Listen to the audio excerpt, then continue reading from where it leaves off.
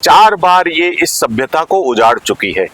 ये नदी बोहरा गणेश जी से लगाकर सुभाष नगर के पाठवेश्वर मंदिर तक इसका फैलाव था, परंतु अतिक्रमण होते गए और लोग आगे बढ़ते गए और अब हमने इसको 10 मीटर कर दिया है। तो कुछ सालों में ये जो दीवारें दिख रही है ये भी इस नाले तक आ जाएगी, ऐसा पूरी उम्मीद है। आयड नदी का हमारे स्मार्ट सिटी के प्रोजेक्ट में कोई भी प्लान नहीं था। जो हमें स्मार्ट सिटी में टॉप 20 में जगह मिली वो इसलिए मिली कि हमारे प्रोजेक्ट जो थे वो बहुत ही अच्छे थे और टॉप 20 में लेने के लिए ये था कि 2 स्तरों पे आपका मूल्यांकन हुआ था और जिन जिन के प्रोजेक्ट्स अच्छे थे उनको स्मार्ट सिटी दी गई। तो हमारा आयड का प्रोजेक्ट उसमें नहीं था, केवल सैनिटेशन था। सबसे पहले तो लगाई क्यों गई? पहले तो यहाँ पे सारा आरसीसी करके और उसके ऊपर पट्टियां लगाने, उसका भी मैंने बहुत विरोध किया। तो फिर जब एनजीटी ने उस पे रोक लगाई तब जाके वो आरसीसी भी बंद हुई। बाकी तो ये बिल्कुल आरसीसी के केज में इसको कैद करने वाले थे, परंतु नदी कभी भी केज नहीं होती है, पिंजरे में बंद नहीं कर सकते नदी को। और आज नदी ने अपना बता दिया दायरा। बिल्कुल ये 4-4, 5-5 फीट मलबा दोनों तरफ भरा गया है, इसके कारण ये लेवल ऊंचा आ गया। और इन्होंने जो 6 एनीकट बना दिए, जबकि वेबकोस ने स्पष्ट रूप से मना किया था। जल संसाधन विभाग का नक्शा है, उसमें ये बताया गया कि ये शहर का इलाका है, यहाँ पर फ्लड की संभावना है।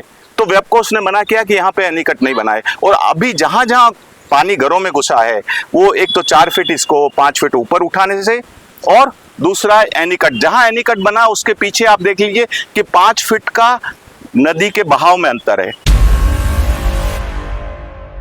अब ये पेड़ इसमें लगाना बहुत ही समझदारी का काम नहीं है, क्योंकि ये 15-15 फीट के पेड़ कई आ गए हैं इसमें। और ये सारा जो मलबा इन्होंने भरा है वो सारा बह के उदय सागर में जा रहा है। और अभी इन्होंने 2.5 करोड़ 2 करोड़ 52 लाख रुपए का जो बजट पेड़ लगाने के लिए, मिट्टी डालने के लिए, खाद डालने के लिए जो रखा है, वो मिट्टी और खाद सारी बह के उदय सागर जा रही है और उदय सागर उथला हो रहा है। अभी कुछ दिनों पहले ही रिपोर्ट आई कि हमारे जो बांध है वो 50% मतलब उसमें गाद भर रही है, उनकी कैपेसिटी 50% तक कम हो रही है और उसमें हम और इजाफा कर रहे हैं। नमस्कार, मैं हूं 24 न्यूज़ अपडेट से सुशील जैन। आज हम लोग खड़े हैं सुभाष नगर एरिया के एनीकट के यहाँ पर, और हमारे साथ जुड़े हुए हैं महेश जी, जो एक पर्यावरणविद हैं और जो आपको इस आयड नदी के बारे में संपूर्ण जानकारी देंगे कि ये आयड नदी कब बनी, इसका इतिहास क्या है। जी महेश जी, आपका बहुत बहुत स्वागत है हमारे चैनल में। धन्यवाद।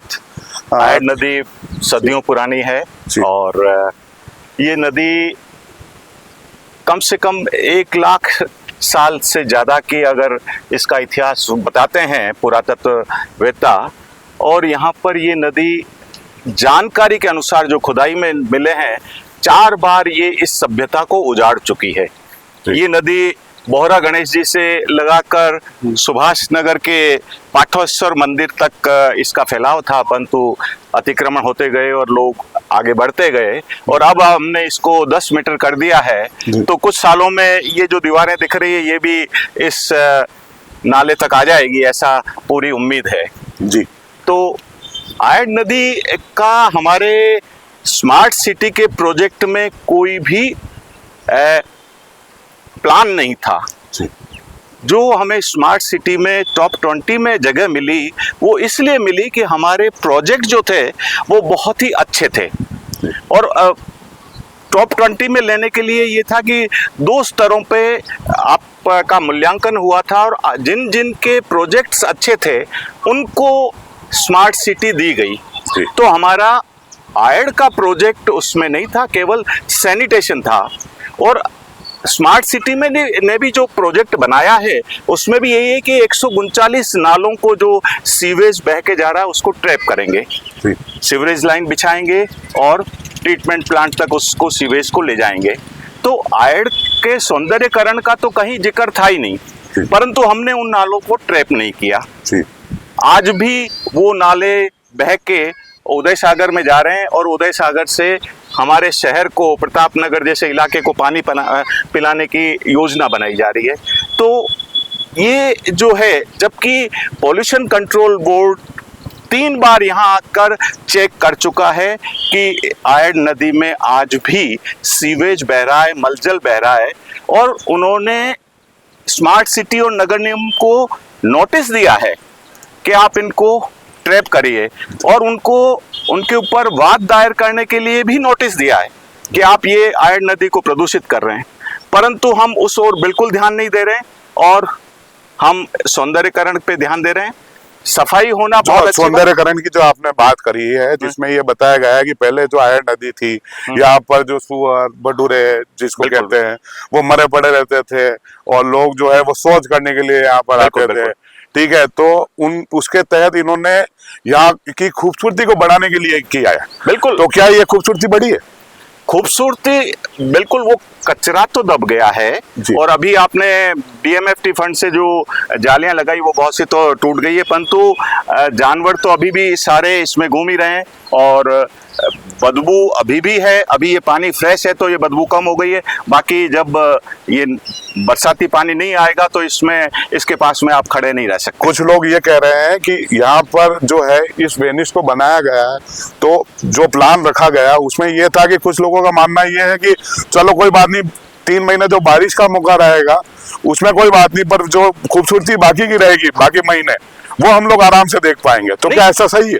नहीं, एक तो सबसे बड़ी बात है कि इसको आप सौंदर्यकरण करिए, आपके अगर प्लान में है तो करिए। आपका प्लान तो आपकी ये आयड रूपी जो दुल्हन है वो अभी नींद से जागी है, उसने पेस्ट नहीं किया है, मुंह से बदबू आ रही है, आंखों में कीड़े, और आप लिपस्टिक लगा रहे हैं, पाउडर क्रीम लगा रहे हैं, तो ये उचित नहीं है जी।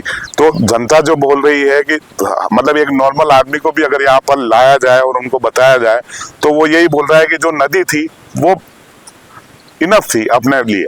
ठीक है, उसको क्यों 10 मीटर का किया गया? ये 10 मीटर का करना बहुत ही गलत है। और अब ये 10 मीटर के बाद में, ये तो पहले 9 मीटर की थी, फिर मैंने झगड़ा किया तो फिर इसको बाद में ये जो पहले वाला जो लोट इन्होंने बनाया वो तो 9 मीटर का ही था। फिर मैंने इनसे कहा कि भाई इसको क्यों सिकोड़ रहे हो, तो 1 मीटर बढ़ा दिया। और ये जो पट्टियां जो लगाई गई है, जैसा कि ये बोला गया है कि ये पट्टियां जो है वो कभी नहीं उखड़ेगी, जो कांचे की पट्टियां हैं जिसको अपन बोलते हैं। सबसे पहले तो लगाई क्यों गई? पहले तो यहाँ पे सारा RCC करके और उसके ऊपर पट्टियां लगाने, उसका भी मैंने बहुत विरोध किया। तो फिर जब NGT ने उस पर रोक लगाई तब जाके वो RCC भी बंद हुई। बाकी तो ये बिल्कुल RCC के केज में इसको कैद करने वाले थे, परंतु नदी कभी भी केज नहीं होती है, पिंजरे में बंद नहीं कर सकते नदी को, और आज नदी ने अपना बता दिया दायरा। जी, हर साल जिस तरह से बारिश आती है और हर साल इसी तरह का मंजर जो है वो देखने को मिलता है, और यहाँ पर और करोड़ों रुपए जो है वो खर्च किए जा रहे हैं, तो क्या ये सही है? नहीं, ये क्योंकि ये तो नदी हर बार आएगी, और अभी जो मौसम में बदलाव आ रहे हैं, ये तो अच्छा हुआ कि एक दिन ही थोड़ी सी बारिश आई और उसने अपना रौद्र रूप दिखा दिया। परंतु अगर नैनवा की तरह या कोटा बूंदी की तरह बारिश हो तो ये सभ्यता 5वीं बार उजड़ जाएगी। जी। जो आर्ट सभ्यता कहते हैं वो पहले 4 बार के तो उसके प्रमाण हैं। ये यहाँ से 100 मीटर दूर पे सामने आर्ट सभ्यता के खुदाई के मकान दिख रहे हैं कि वहां पर ये सभ्यता दब चुकी है। जैसा कि हम लोग पीछे देख पा रहे हैं, शमशान घाट है, और अभी जो बारिश आई थी वहां पे लोगों के घरों में पानी चला गया था। तो क्या ये इस विकास की वजह से हुआ ऐसा? बिल्कुल, ये 4-4, 5-5 फीट मलबा दोनों तरफ भरा गया है, इसके कारण ये लेवल ऊंचा आ गया, और इन्होंने जो 6 एनीकट बना दिए, जबकि वेबकोस ने स्पष्ट रूप से मना किया था। जल संसाधन विभाग का नक्शा है, उसमें ये बताया गया कि ये शहर का इलाका है, यहाँ पर फ्लड की संभावना है, तो वेबकोस ने मना किया कि यहाँ पे एनीकट नहीं बनाए। और अभी जहां जहां पानी घरों में घुसा है वो एक तो 4 फीट इसको 5 फीट ऊपर उठाने से, और दूसरा एनीकट, जहां एनीकट बना उसके पीछे आप देख लीजिए कि 5 फीट का नदी के बहाव में अंतर है। तो कुछ लोग ये भी बोल रहे हैं कि तो क्या हो गया, अगर ये बाढ़ आ गई, एक बार पानी आ गया तो क्या पानी के अंदर लड्डू थोड़ी आएंगे, मलबा ही आएगा, या इस तरह के जो आप बता रहे हैं कि जो झाड़ जो है बड़े बड़े उखड़ के यहाँ पर आ गए, तो क्या ये सही है? अब ये पेड़ इसमें लगाना बहुत ही समझदारी का काम नहीं है, क्योंकि ये 15-15 फीट के पेड़ कई आ गए हैं इसमें, और ये सारा जो मलबा इन्होंने भरा है वो सारा बह के उदय सागर में जा रहा है। और अभी इन्होंने 2.5 करोड़ 2 करोड़ 52 लाख रुपए का जो बजट पेड़ लगाने के लिए, मिट्टी डालने के लिए, खाद डालने के लिए जो रखा है, वो मिट्टी और खाद सारी बह के उदय सागर जा रही है और उदय सागर उथला हो रहा है। अभी कुछ दिनों पहले ही रिपोर्ट आई कि हमारे जो बांध है वो 50% मतलब उसमें गाद भर रही है, उनकी कैपेसिटी 50% तक कम हो रही है, और उसमें हम और इजाफा कर रहे हैं। जी सर, महेश जी सर बताएं कि जनता का इस ओर क्या रुख होना चाहिए? जनता का अभी भी सबको मालूम है कि यहाँ पर सीवेज बहता है। इनकी जो स्मार्ट सिटी की रिपोर्ट है उसमें भी कहा गया है कि इसमें सीवेज बह रहा है, उसमें उन्होंने जितना बताया है। अब इन्होंने जो आलू फैक्ट्री में 5 MLD के जो STP प्लांट लगाया उसमें केवल 1 MLD पहुंच रहा है, तो बाकी सारा आयन नदी में आ रहा है। उधर आपका भुवाना से लगा के बड़गांव, बेदला, इन सब का जो सीवेज है वो सारा इसमें आ रहा है जी। आगे के जितने भी गांव हैं वो सारे आ रहे हैं। और जो इंडस्ट्रियल एरिया में जो 10 MLD का ट्रीटमेंट प्लांट लगाया, वहां पर मैं खुद जाके आया और पोल्यूशन कंट्रोल बोर्ड वालों ने मुझे बताया कि केवल 3 MLD पहुंच रहा है। तो कुल जो 60 MLD के ट्रीटमेंट प्लांट लगाए हैं उसमें भी अभी 40-45 MLD पहुंच रहा है, जबकि उदयपुर में पिछले 2013 की जो सर्वे रिपोर्ट है उसमें भी है कि 150 MLD तक सीवेज बह सकता है। इसके अलावा इसमें स्मार्ट सिटी ने स्वयं अपनी रिपोर्ट में लिखा है कि 20 MLD का जो इंडस्ट्रियल वेस्ट है उसका ट्रीटमेंट प्लांट जरूरी है, परंतु उस और ये ध्यान नहीं दे रहे हैं।